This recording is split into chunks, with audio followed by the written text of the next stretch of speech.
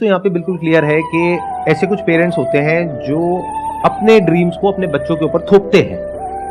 मतलब कि वो बच्चे नहीं करना चाहते हैं लेकिन जबरदस्ती उनसे करवाते हैं। जी सर। ये तो गलत है ही, इसमें तो कोई डिबेट वाली बात ही नहीं है। ये तो कोई भी इंसान बोल देगा कि हाँ ये तो गलत है। बट इसका एक दूसरा एक्सट्रीम भी है जो आजकल बहुत ज्यादा हो रहा है, इनफैक्ट इससे ज्यादा हो रहा है, कि वो पेरेंट्स जो थोड़ा सा वेल ऑफ है, यानी जिनके पास में ठीक ठाक पैसा है, वो क्या बोलते हैं अपने बच्चों को, तुम्हारा जो मन है वो करो। क्या ये ठीक है पेरेंटिंग?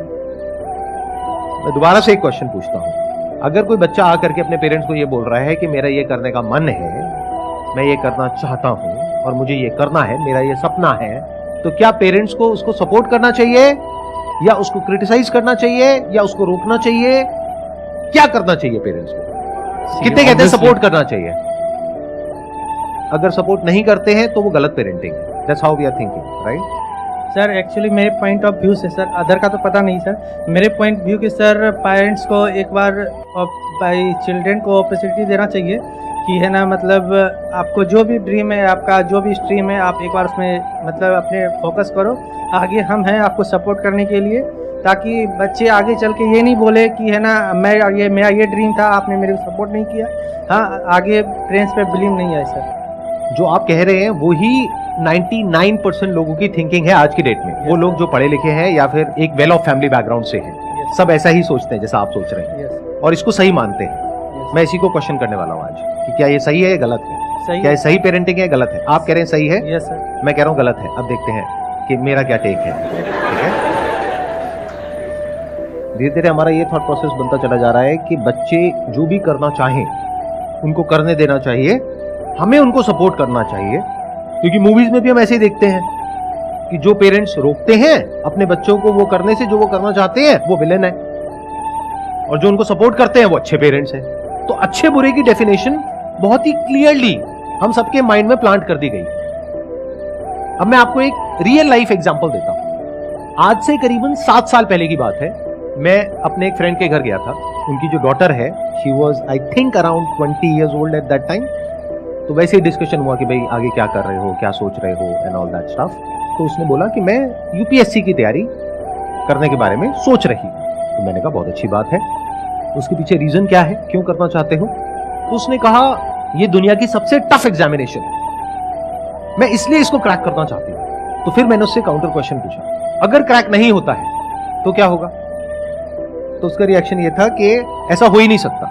अगर मैं अपनी तरफ से अपना 100% एफर्ट करूंगी, अपनी तरफ से पूरी मेहनत करूंगी, जो इंडिया का बेस्ट कोचिंग इंस्टीट्यूट है वहां से कोचिंग लूंगी और उसके हिसाब से एक्ट करूंगी, और अपनी तैयारी में अगर कोई कमी नहीं होगी तो क्यों नहीं होगा? मैंने कहा लेकिन फिर भी मान लेते हैं एक बार को कि तुम्हारा नहीं होता किसी भी वजह से, तो क्या? तो एक बार और ट्राई कर लूंगी। मैंने कहा फिर भी नहीं होता तो तीसरा अटेम्प्ट, चौथा अटेम्प्ट, लेकिन मैं करके रहूंगी।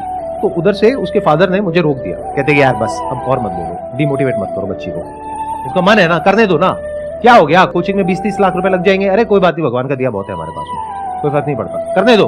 कल को ये बच्ची ये ना बोल दे आगे जाकर के कि मैं कुछ करना चाहती थी और मेरे पेरेंट्स ने मुझे करने नहीं दिया। मैंने कहा कि मेरे को जहां तक ये सिचुएशन समझ आई है, मेरे हिसाब से इसको नहीं करना चाहिए, बाकी आप लोगों की मर्जी। तो उन्होंने ध्यान नहीं दिया, क्योंकि पेरेंट्स को कोई फर्क पड़ नहीं रहा था, जिसको हम अच्छी पेरेंटिंग समझते हैं। क्या होता है ना, आज की डेट में जो पेरेंट्स हैं वो सब बहुत बिजी हैं अपनी लाइफ में। वो कैसे कॉम्पेंसेट करते हैं अपने टाइम को पैसे से, कि बच्चे को टाइम तो दे नहीं सकते हैं, पैसा दे देते हैं, खिलौने दिला देते हैं, जो वो कहते हैं वो सारी ख्वाहिशें पूरी कर देते हैं। इससे क्या हुआ, हम अच्छे पेरेंट्स बन गए। ऐसा हो रहा है, नहीं हो रहा है? सोसाइटी में ऑब्जर्व कर पा रहे हो आप अपने आसपास में? ये एक बहुत तेजी से चीजें चेंज हो रही हैं। मतलब हो क्या रहा है, पेरेंट्स सपोर्ट के नाम पर इन्वॉल्व ही नहीं हो रहे हैं बच्चों की डिसीजन मेकिंग प्रोसेस में। उनकी क्रिटिकल थिंकिंग को डेवलप नहीं किया जा रहा है। अगर उन बच्चों को कोई और आकर के क्वेश्चन करता है तो उसको रोक दिया जाता है। मैं उधर उससे क्वेश्चन कर रहा था और मुझे रोक दिया गया, ये छोड़ो ना यार, तुम ज्यादा मत बोलो, अब वो जो कर रही है उसको करने दो। मैंने कहा ठीक है, that's okay, that's your call. आज सिचुएशन ये है कि उस लड़की ने 6 अटेम्प्ट्स दे दिए हैं, वो डिप्रेशन में है, उसकी दवाइयां चल रही है, वो ज्यादातर अपने कमरे में ही रहती है, बाहर नहीं निकलती है, किसी से बात नहीं करती है, और गलती से किसी के मुंह से यूपीएससी वर्ड निकल जाता है तो उसको गुस्सा आ जाता है, और वो खुद को ब्लेम कर रही है अपने इस फेलियर के लिए। उसके पेरेंट्स को क्या नुकसान हुआ? पैसे का, 20-30 लाख रुपए का, जो उनको फर्क नहीं पड़ता है क्योंकि बहुत पैसा है उनके पास। तो क्या ये सही पेरेंटिंग है? इज इट राइट पेरेंटिंग जैसा हम समझते हैं? You are saying no now, लेकिन द थिंग इज आपको यह भी समझना पड़ेगा क्यों। देखो, दो एक्सट्रीम्स हैं। एक एक्सट्रीम है जिसको तो हम बड़े क्लियरली समझ जाते हैं, क्योंकि लाइफ को ब्लैक और व्हाइट की तरह देखते हैं, राइट और रॉन्ग की तरह देखते हैं, और बड़े आसानी से अपने माइंड में दो कंपार्टमेंट बना देते हैं कि ये सही है, ये गलत है। गलत क्या है कि अपने बच्चों को डोमिनेट करना, उनको फोर्स करना, उनके ऊपर प्रेशर क्रिएट करना, उनसे अपने हिसाब से अपने ड्रीम्स पूरे करवाना, ये सब गलत है। यहां तक तो हमको समझ आता है। तो हमने क्या सोचा, इसका ऑपोजिट सही होगा, जबकि एक्सट्रीम में आप कुछ भी करोगे वो गलत है। जैसे फॉर एग्जाम्पल कि आपने कहीं पे पढ़ लिया कि पानी कम पीना गलत होता है, तो इसका मतलब क्या निकाला हमने, पानी बहुत पीना चाहिए। तो क्या ये सही है? ये अगर एक एक्सट्रीम गलत है तो उसका दूसरा एक्सट्रीम भी गलत है। बट उसको समझने के लिए we need to have critical thinking abilities, जो बहुत सारे लोगों के पास में नहीं होती है, क्योंकि उसकी वजह से हमारी ब्रेन के ऊपर लोड आता है। And nobody wants any kind of load और any kind of complexity in life. तो हम चीजों को ओवर सिंप्लीफाई करके देखते हैं और उसी तरह से एक्ट करते हैं। तो अगर ये गलत है जिसकी हम बात कर रहे हैं, यानी अपने बच्चों को डोमिनेट करना, तो अपने बच्चों को पूरी तरह से फ्रीडम दे देना भी गलत है। क्योंकि जो बच्चे हैं उनके सपने पैदा कैसे होते हैं, ये वर्ड्स हम यूज करते हैं। मेरा पैशन है, मेरा इंटरेस्ट है, मेरा ड्रीम है। ये ड्रीम, पैशन, ये आता कहां से है? अरे मार्केटिंग की पूरी की पूरी दुनिया है जहां से आपको नॉन स्टॉप कुछ ना कुछ बेचा जा रहा है। कोई ऐसा एग्जामिनेशन जिसको क्रैक करना नेक्स्ट टू इम्पॉसिबल है, उसको इतना ज्यादा ग्लोरीफाई किया जा रहा है दुनिया में, उसके ऊपर वेब सीरीज बन गई है, और आने वाले टाइम में I will not be surprise अगर उसके ऊपर मूवीज भी बन जाए। तो सोशल मीडिया पे आप जहां भी जाओगे इस तरह के लोग आपको दिखेंगे। कौन दिखेंगे? वो जो डिप्रेशन में चले गए, एक भी नहीं दिखेगा। इसको अवेलेबिलिटी बायस बोलते हैं, अगर साइकोलॉजी के पॉइंट ऑफ व्यू से आप समझेंगे तो। यानी जितना डेटा हमारे पास में अवेलेबल होता है उसी के बेस पे हम अपने कंक्लूजन्स ड्रॉ कर लेते हैं और हमारी थिंकिंग उसी हिसाब से चलने लग जाती है। फॉर एग्जांपल, एक प्लेन क्रैश कर गया कहीं पर, और अब न्यूज चैनल्स में जहां देख रहे हो वहां पर यही आ रहा है, सोशल मीडिया पे यही आ रहा है कि ये प्लेन क्रैश कर गया, इसमें आग लग गई, इतने लोग मर गए। तो उस टाइम पे अगर आप किसी प्लेन में जाकर के बैठोगे तो आपको डर लगेगा, गाड़ी में नहीं लगेगा। जबकि डर लगना चाहिए गाड़ी में, क्योंकि वहां पे उससे 1000 गुना ज्यादा लोग मरते हैं। तो आपके एक्शन चेंज हो गए बेस्ड अपॉन जो डेटा आपको सर्व किया गया उसके अकॉर्डिंग। बट ये कौन समझ सकता है? वो जो मार्केटिंग को समझता है, बाकी लोग नहीं समझ सकते। तो ये चीज मैंने आज से 7 साल पहले ही देख ली थी, जब मैंने उससे क्वेश्चनिंग करनी शुरू करी थी कि एग्जैक्टली ये ड्रीम आ कहां से रहा है उसके माइंड में। एक ऐसा एग्जामिनेशन जिसको क्रैक करना नेक्स्ट टू इम्पॉसिबल है, उसके माइंड में ये थॉट ही कहां से आ रहा है कि मेरा हो जाएगा, और उसका जो अपोजिट थॉट है यानी कि नहीं होगा, जिसकी पॉसिबिलिटी होने से बहुत ज्यादा है, उस थॉट को ही वो एंटरटेन नहीं कर रही है, ना उसके पेरेंट्स एंटरटेन कर रहे हैं। तो ये तो बहुत डेंजरस हो गया। तो उस डेंजर को मैंने तभी देख लिया था, ना उसके पेरेंट्स देख पाए ना वो खुद देख पाई, क्योंकि जिस इंस्टीट्यूट में वो गई, ये जहां पर भी उसने देखा, जैसे भी डिसीजन लिया, जहां से भी ये ड्रीम क्रिएट हुआ, वहां पर उसको सिर्फ पॉजिटिव दिखाया गया, नेगेटिविटी की कहीं कोई बात नहीं करी गई। मुझे एक भी यूट्यूब चैनल ऐसा दिखा दो जो इसके बारे में बात कर रहा हो कि इसकी वजह से क्या नेगेटिव इफेक्ट्स आ रहे हैं सोसाइटी पर, यानी जो यूपीएससी की कोचिंग इंडस्ट्री है उसकी वजह से क्या नेगेटिव इफेक्ट्स आ रहे हैं हमारी सोसाइटी पर।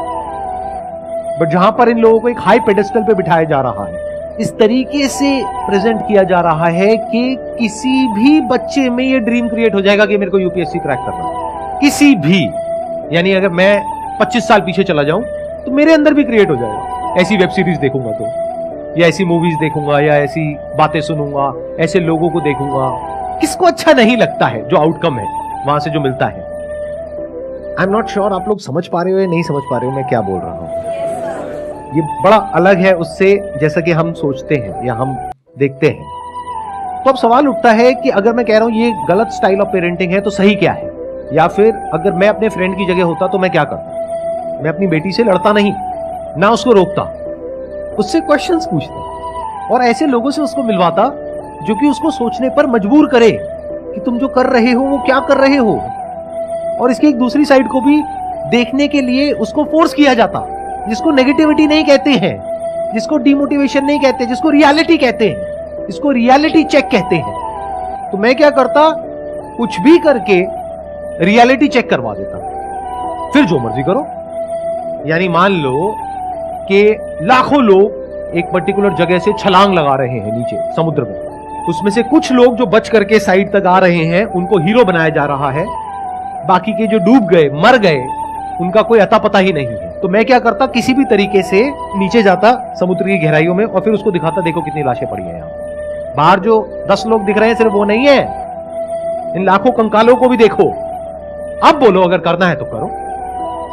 If you are okay with this also, because you could be next here, and if you are okay with that then do it, कोई दिक्कत नहीं है।